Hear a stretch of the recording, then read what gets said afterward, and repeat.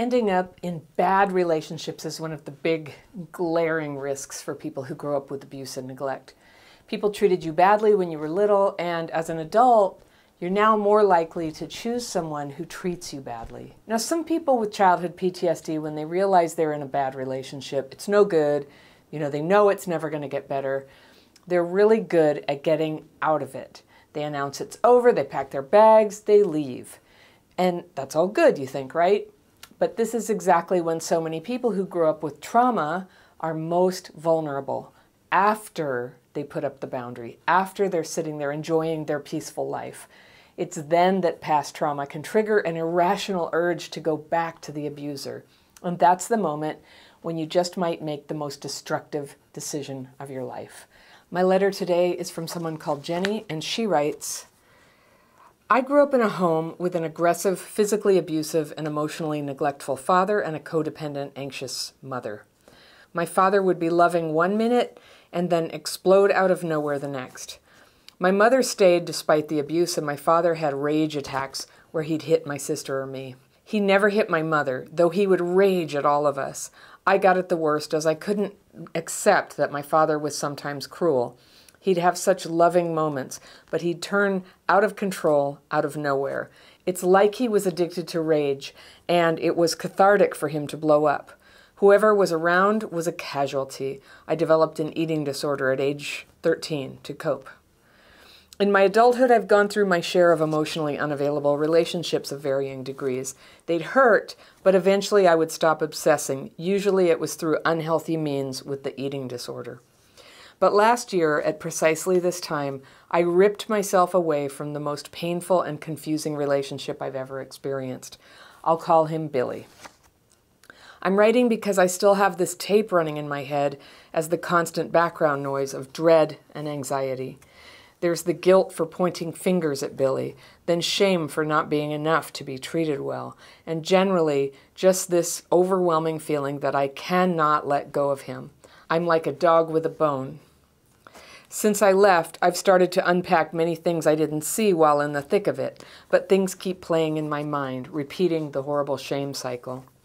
I met Billy right before the pandemic. We got intimate too fast, and this relationship taught me never to do that again.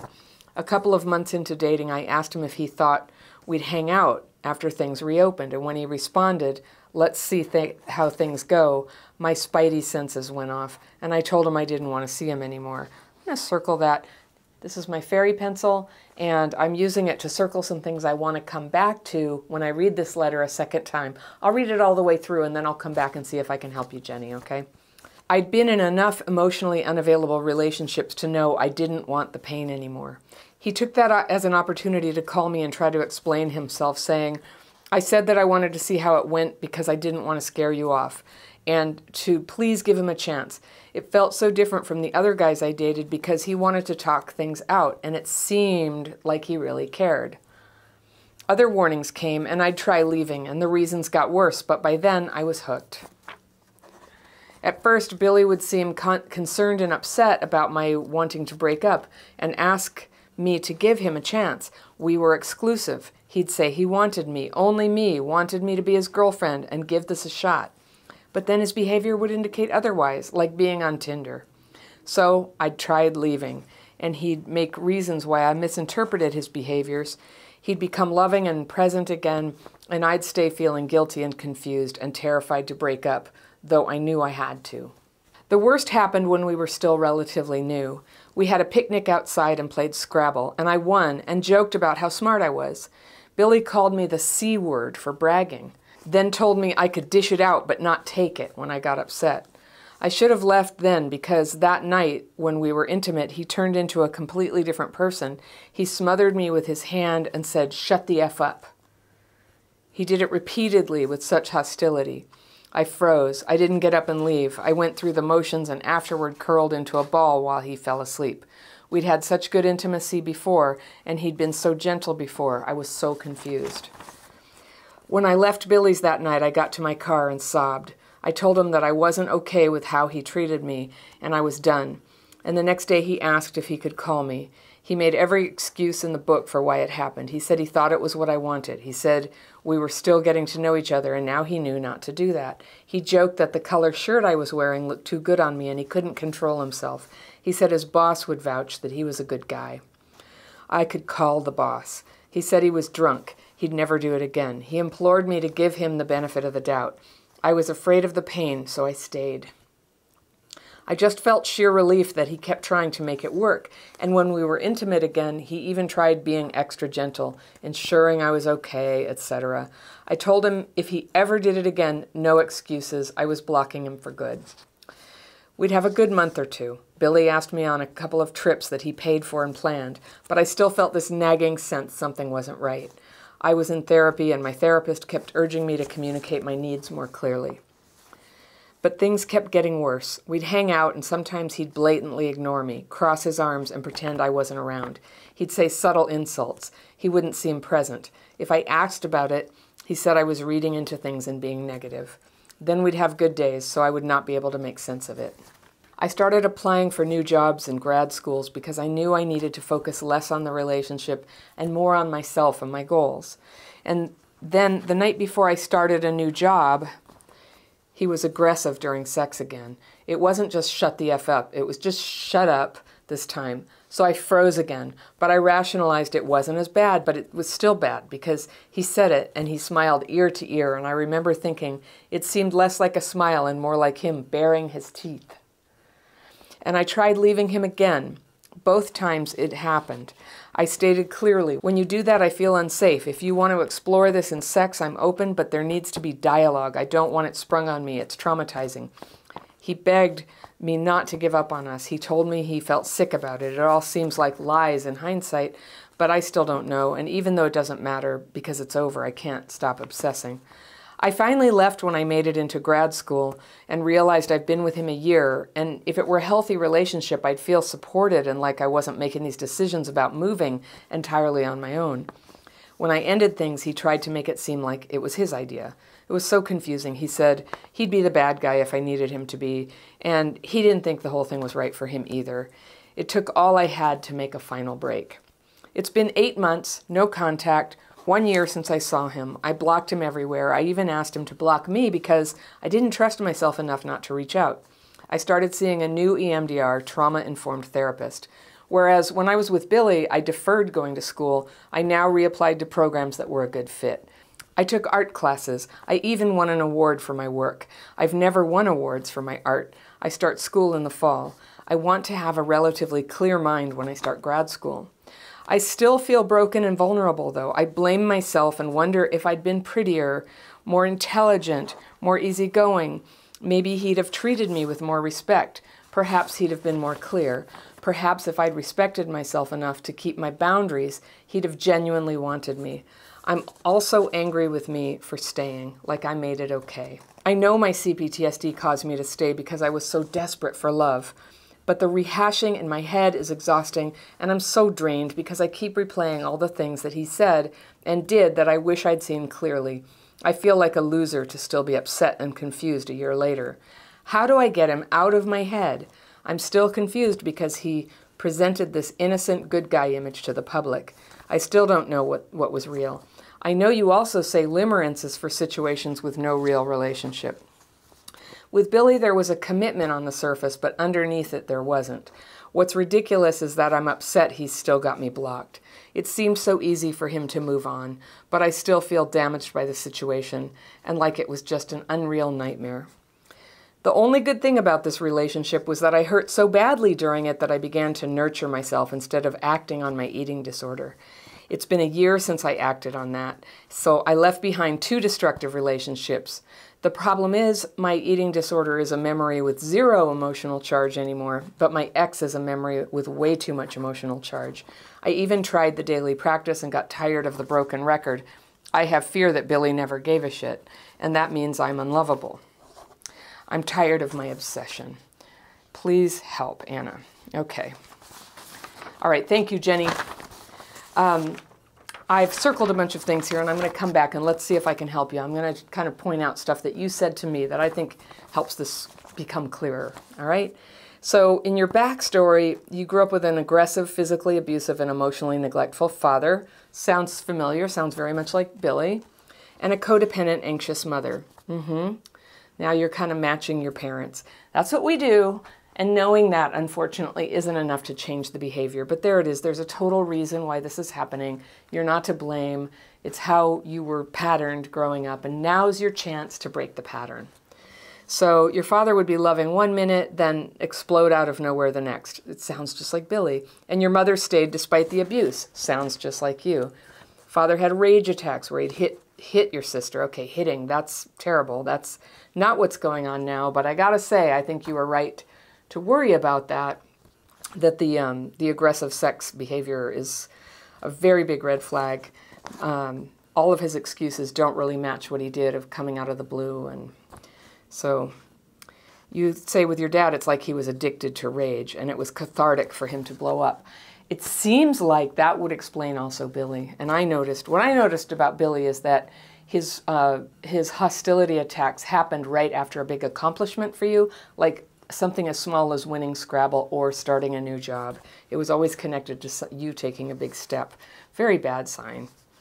In my adulthood, I've gone through my share of emotionally unavailable relationships.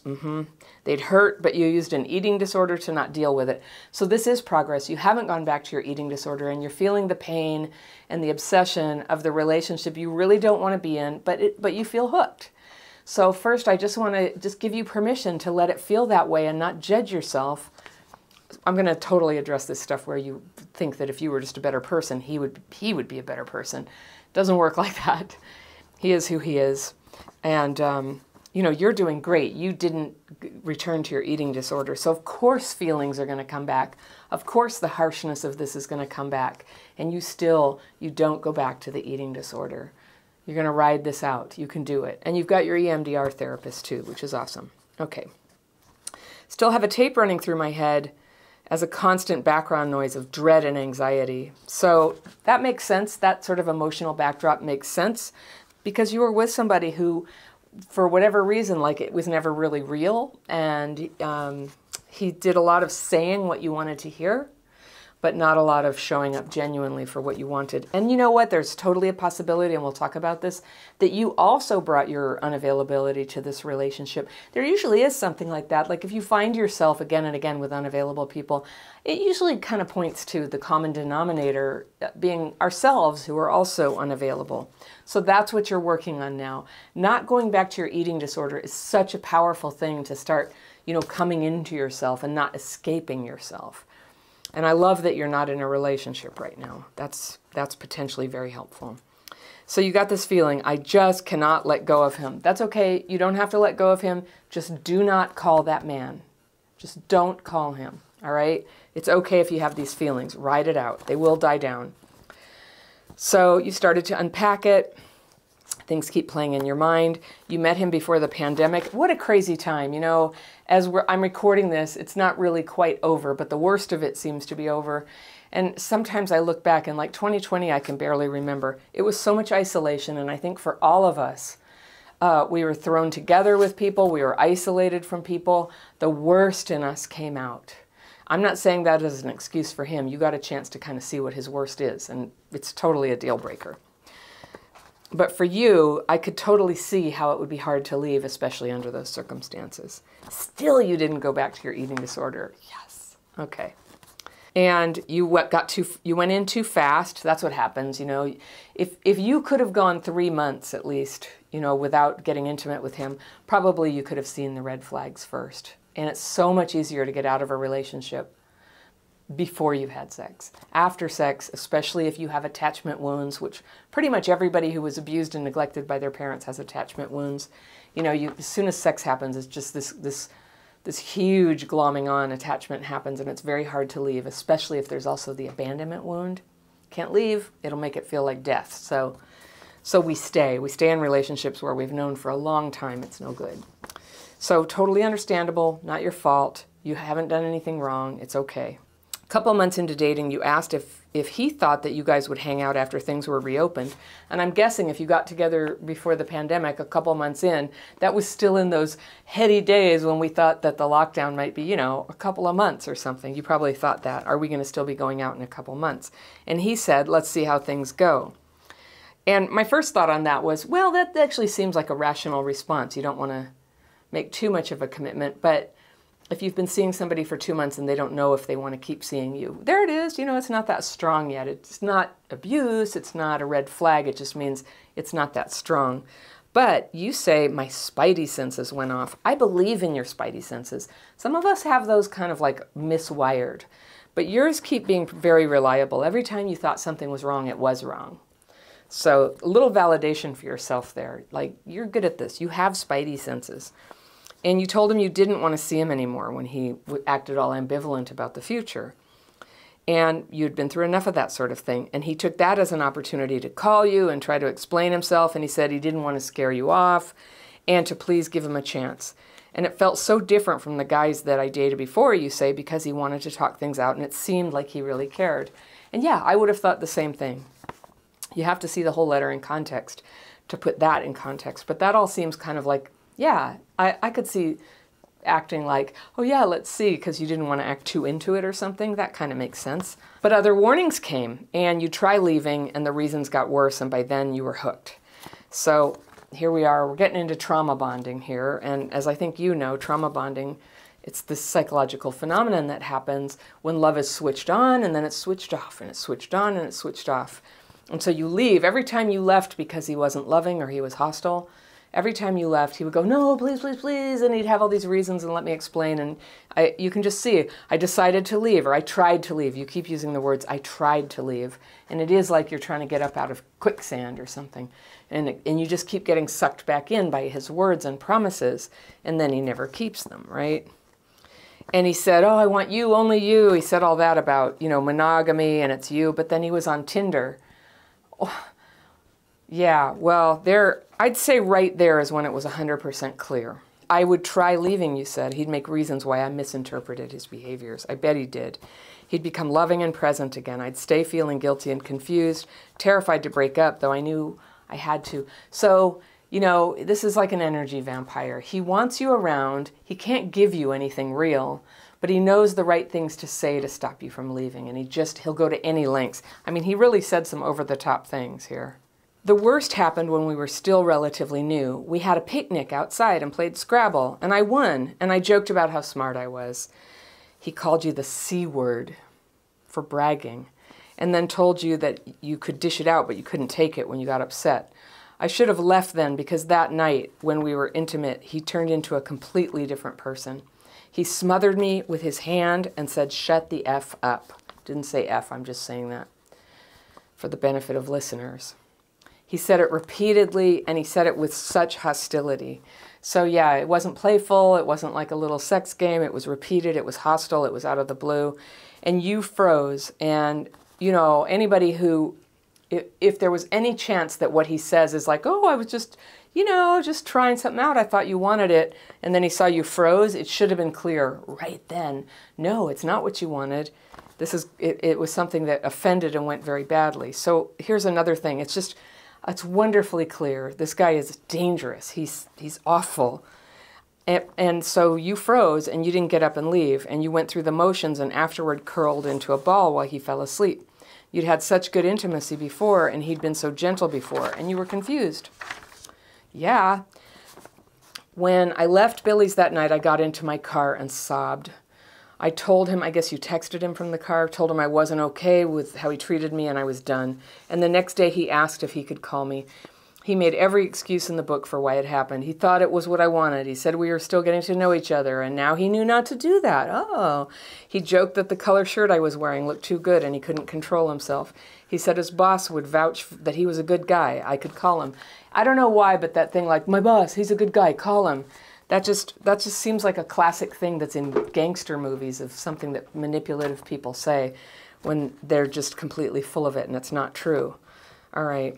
Or con man and con woman things, inventing Anna, that kind of thing. Call them. They know you're not going to. All right. He said he was drunk. He'd never do it again. He implored me to give him the benefit of the doubt. I was afraid of the pain, you say, so I stayed. I get it. The abandonment is it's too harsh. Even when you end the relationship, the abandonment melange is so harsh that it just feels like anything is worth avoiding it when you're in it. So he even tried being extra gentle again. And you felt so much relief that he was trying to make it work. And you told him, if you ever do that again, no excuses, I'm blocking you for good. And I'm underscoring that just because he did do it again. And by that point, you didn't block him. You lost all your boundaries here. That must feel terrible. That must feel terrible, but still you didn't go back to your eating disorder. You know, and as I understand it, that has a lot to do with boundaries.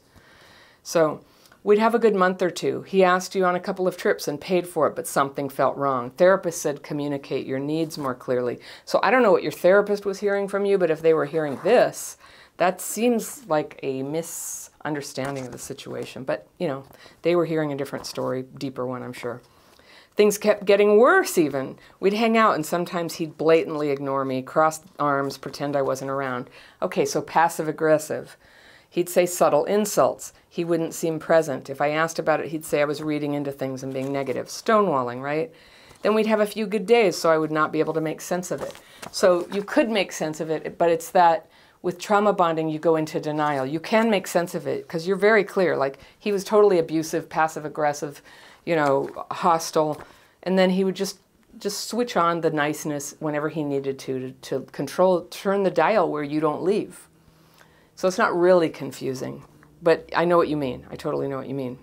You started applying for new jobs in grad schools because I knew I needed to focus less on the relationship and more on myself, on my goals. And the night before I started a new job, he was aggressive again. And he said it a little differently. He didn't use the F word that time. So you froze, you got confused. You thought, maybe this isn't as bad. Maybe it's okay. But what you saw, and this is your intuition showing you visually what you're looking at, when he smiled about it, he looked like an animal baring his teeth.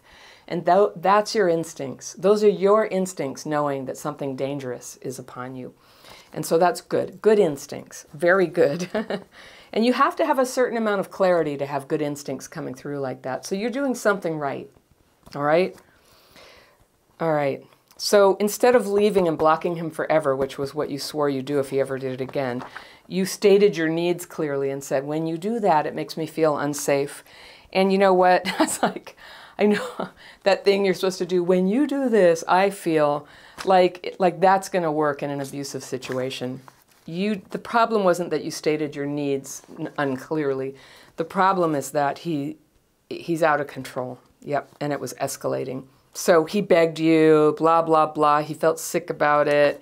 You know it's all lies. And finally, I left when I made it into grad school and realized after a year it wasn't turning into something where you were talking together about where you were going to live. And when you ended things, he made it seem like it was his idea. And I know that's hard, but I'm just like, that's the one right thing he did. That's his way of being graceful, of just being like, yeah, well, fine, I'll be the bad guy. And anyway, it didn't work. And good. Let him say whatever he wants because you needed to go. You needed to go. But what you ended up without, what he drained you of in that relationship, was your sense of self-esteem and worth. And that's what happens with abuse. That is what happens. And that's the weird switch that flips, is that we think that we really need validation from this person and we can leave if we get the validation, but we got to stay and keep trying to get it from them. And when I tell you that, I hope you can hear it from the outside from me, you don't need his validation. His validation, even if you had it, is meaningless. And he's given it to you. Oh, you're so great, blah, blah, blah. He's given it to you. The problem is it's not in here. It's, you have a hurt there. And when people abuse you, it takes that hurt into a deeper place. And it's a pattern. And it's so good. You're changing it now. You're doing radical things different and going to school and nurturing yourself. This is so good because that's how you prevent that pattern from going in deeper, and that's how you pull that pattern back out. Remove the pattern. Change your pattern. Good job. All right. So you made the final break, and now it's been 8 months with no contact and a year since you saw him. You blocked him everywhere. You asked him to block you, and he still got you blocked. You've been thriving, you're doing your art, all this good stuff is happening, and you still feel broken and vulnerable. and you blame yourself, and you wonder if you'd been prettier, more intelligent, more easygoing, maybe he'd have treated you with more respect. I think that's the thought that we have when we externalize. I think the place where you didn't feel pretty enough was inside. I think if you had felt prettier and more intelligent and more easygoing, maybe you'd have treated yourself with more self-respect. I think that's the actual thought, but you're thinking, maybe if I were all those things, he would have treated you with more respect. But I think that somebody capable of respecting you doesn't disrespect you even if you have like dents in your self-esteem, even if you're a person who struggles sometimes. You're human. And honestly, anybody who's going to love us is going to need to love us for who we are. Nobody falls in love with the fake version of ourselves that we try to put out there so everybody thinks we have it all together. They fall in love with who we really are, and it's our vulnerabilities that will call to the heart of somebody who really loves you. Now, sometimes we're in a place where we're just so messed up. No, it's not that attractive. And at those times, maybe we don't attract somebody. You know? It's kind of nature's way of helping us have a space to heal. But if it's your heart's desire to get into a relationship, your continued healing is what's going to give you that confidence, the beauty of confidence, the beauty of self-respect that will then attract people who match the way you feel about yourself. And that's kind of what we do. We go for people who on some level match how we feel about ourselves. Now, he was really good at hiding, so I don't believe that you were as bad as him. But I think you weren't yet healed enough to spot his lies right away. And by the time you could see them, you were already attached to him. And you nailed it. You nailed one of the first mistakes at the beginning when you were like, you got intimate with him like right away. And there it is. That's something you get to do differently next time. As you know, you already know that. But that will help you. And you get to ask questions and you get to be rigorous in getting to know somebody. You don't have to like pretend everything's okay. I don't know. I think you handled yourself beautifully. I just saw how your boundaries sort of would collapse around you every time you tried to leave. I totally get it. It makes perfect sense given what your childhood was like. And you can overcome this. People do, and you will. You will. I love that you're taking care of your life. I don't think this is limerence, in my opinion. Limerence is more, idealizing somebody. I don't think you're doing that. I think you just have a lingering attachment that's hard to break. Attachment wounds are funny like that. They persist. They persist sometimes, but they heal. They heal along with all the other difficulties that you're having. They heal when you have a good life, when you make friends, when you pursue things you're passionate about, you do what you're gifted at, and you're doing those things. You can hardly fail right now. I'm so proud of you, Jenny. Okay. So how do you get him out of your head?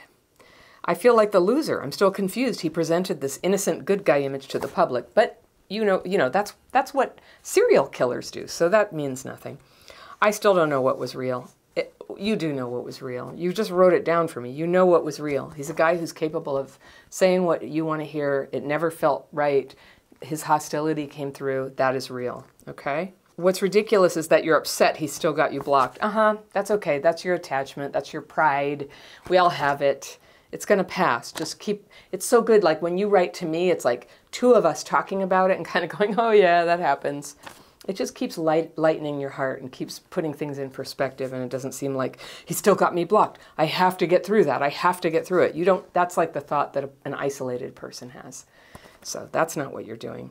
So it seems so easy for him to move on. Well, who knows? If he's not capable of connecting with anybody, only manipulating, that would make it easy to move on. Who knows? Maybe it's not that easy. Maybe he's putting on the nice guy, easily moved on. Who knows?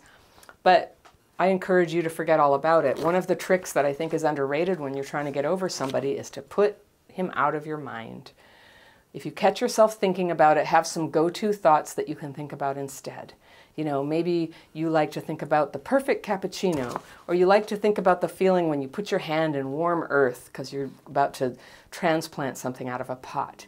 Just give yourself something sensory to just bring your attention to, come away from the memory of him, come away from the thought of him. You can always use my daily practice. And what you said here is like, you stopped because you got tired of the broken record. I would just say, come to the free calls that I do. Get a little support for this. It does look like the same fears all the time, but that's okay. you're going through layers of it, and it may be that you need to get a little more specific about what the fear is to get it dislodged, to really like scoop that thing out of the cement of your consciousness, you know, and scoop it out, loosen it up, let it wash away. That you have fear he never cared, and that means you're unlovable. You know, that's a core fear for you that came from your parents. I won't be surprised at all if it lingers, if it comes up in a few different forms, if you think it's over and then it revisits you, but you are healing from it. You are making that progress. So the emotional charge is a natural consequence of having a sexual relationship with somebody, and it's going to pass. It's going to pass. So obsession is a temporary thing. I think you're doing great. That's just my suggestion for you. Stay connected with people, especially women friends.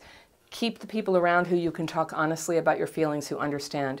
You may want to try one of the 12-step meetings that are really helpful for this. Sex and Love Addicts Anonymous for helping to stay away from somebody who's negative for you, or CODA for learning how to set your boundaries and hold them. Also, Al-Anon could have been really helpful for you for this. So those are free. It's a great way to simultaneously learn something new and really give yourself to the process of healing while making friends with other people on the same journey. So I hope that helps. If you love this topic and you want help identifying when you're putting too much into a relationship that is hurting you, I've got a video lined up for you right here, and I will see you very soon.